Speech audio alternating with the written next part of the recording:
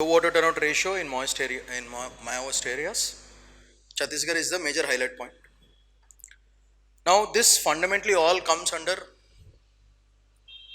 the concept of internal security.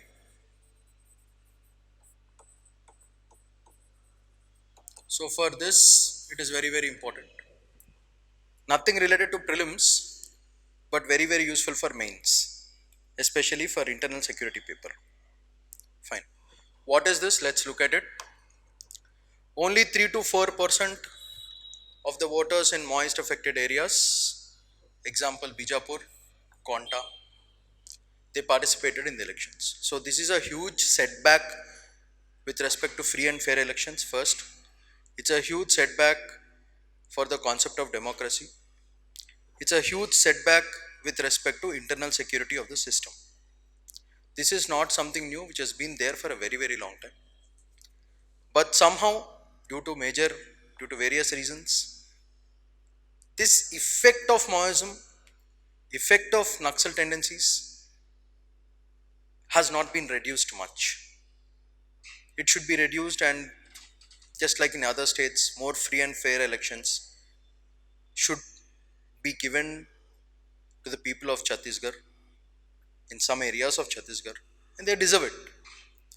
So, these people deserve free and fair elections. That means the effect of Maoism should reduce. So, there were a lot of operations which were done. For example, previously there were operations like Operation Green Hunt.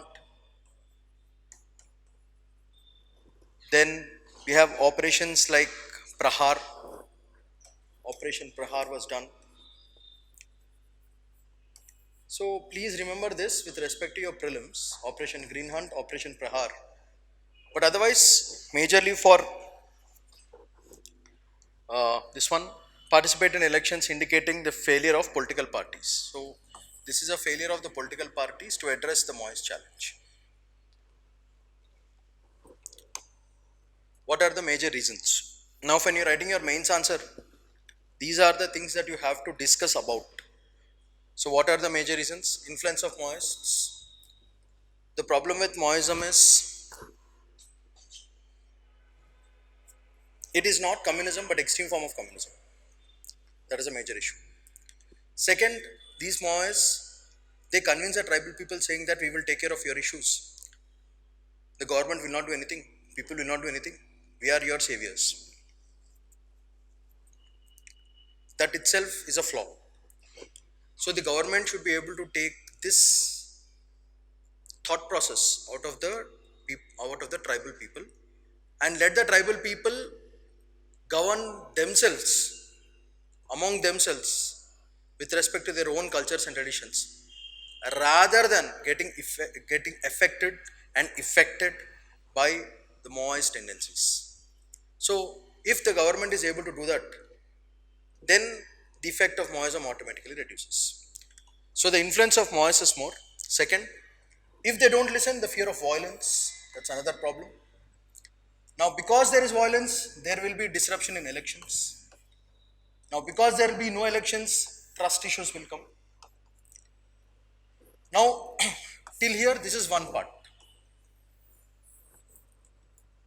Problem is with respect to logistical challenges. We do not have enough numbers, we don't have enough data to say, okay, this is happening, this is not happening. These many people are actually coming, these many people. And we don't have how many people are actually involved or sympathizers of Maoists, we have no clue. So all this data is affecting the free and fair elections. So that is what you have to understand. And the problem is limited voting time. Voting time is also, you have to come from this time to this time, otherwise the Maoists will attack. So try to come and finish the elections. So this kind of limited voting time is also affecting the voter turnout. And the problem is religion-based conversion. This is very important with respect to your mains. And of course, lack of governance. No governance, that is an issue. So please remember, what are the major reasons? Influence of Maoists, violence. If violence is there, elections will not be conducted. If elections will not be conducted, there will be no trust either on the Maoists or as well as the government. So the overall confidence of the public will reduce drastically. Another major problem is logistical challenges. and voting time is the issue, and religion based conversions is the issue, and all these things finally will lead to lack of governance, and that is a major issue. Next. So this is a very good way of clearing this problem of Maoism. They have extended the Panchayat extension to Scheduled Areas Act into tribal areas also. So once Panchayat comes into picture, you know Panchayat is fundamentally local self-governance, part of local self-governance. Panchayat will take care, people will elect their own sarpanch and they'll start doing things. So if this act is introduced into these areas or extended to these areas, what happens is local self-governance will increase. Once people start governing themselves, let's say the tribal people, let's say there are about a lakh tribal people in a particular area, and the leader, the representatives are all tribal people, they will take care of themselves, that too in their own cultures and traditions, and the insurgencies will reduce. That is the logic and the scheme behind it. So extension of Peace Act into this, who gave the recommendation? Buria committee. Please remember this. This is useful for your prelims.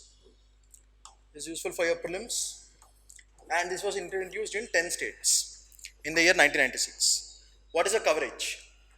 Andhra Pradesh, Chhattisgarh, Gujarat, Himachal Pradesh, Jharkhand, Madhya Pradesh, Maharashtra, Orissa, Rajasthan and Telangana.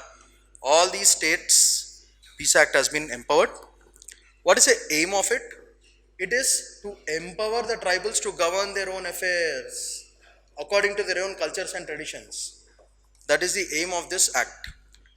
Tribal people can take care of themselves. Very honestly, they are much smarter than the urban as well as the rural lot, and they are the products of the forest, and whatever knowledge they have with respect to forest, it is impeccable. No one can reach them.